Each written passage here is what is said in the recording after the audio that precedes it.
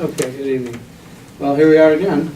And we're still wrestling with this problem, and I remember when we were wrestling with the preceding version of the problem in the 90s.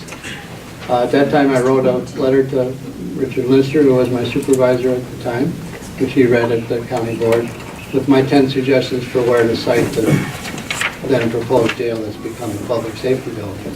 My favorite of those 10 was vertical expansion of the Madison Club, but for some reason that wasn't accepted. This whole project, to me, it parallels what MG&E has done with committing us to 30 years of a coal plant we didn't want. And it's even more expensive to get out of that bad decision than it was to get into it.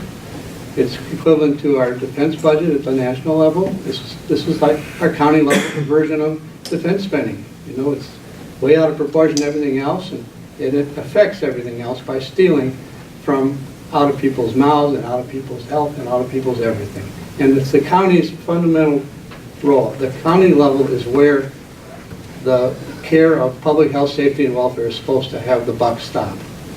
But we've, since the Great Society, at least with federal pass-throughs, we've defined what our responsibility is as only what the federal government will help us fund, as opposed to the whole nut, which we used to. Every county used to have a county home and a farm and everything, and no one fell through the cracks.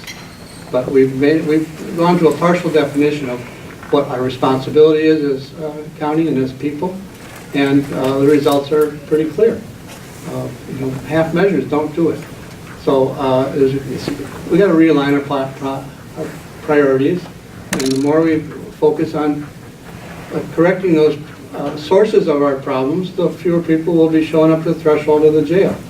You know, some of us have showed up in protest of the failure to provide for our homeless. I never got into a cell, but I was among the number who got arrested in this building for holding an unauthorized meeting on that topic. And I've seen processing a couple times, and you know, it's a really expensive way of doing almost nothing. It's just that's just a little tip of the iceberg of the waste that, you know, I've known people. I had a homeless couple that stayed with us for about 6 to 8 weeks, and Charles ended up in the jail for panhandling on campus. And he was in there 40 days or 50 days or something. The good news was he got his hepatitis cured or dealt with, but the bad news was he was in there, and then when he got out, they stole his clothes, so he wasn't able to have his own clothes back, which is about all he owned. It's a harm-producing system. It's a harm-producing facility. I counter it with, you know, we finally got our day center open, right? And it's for homeless people. And there's a harm reduction program that's operating at way less cost and with way more effectiveness. But look at our priorities. I guess we got over $1 million to build it finally, because it ran a little more expensive to actually do it right than we thought we could do it on the cheap.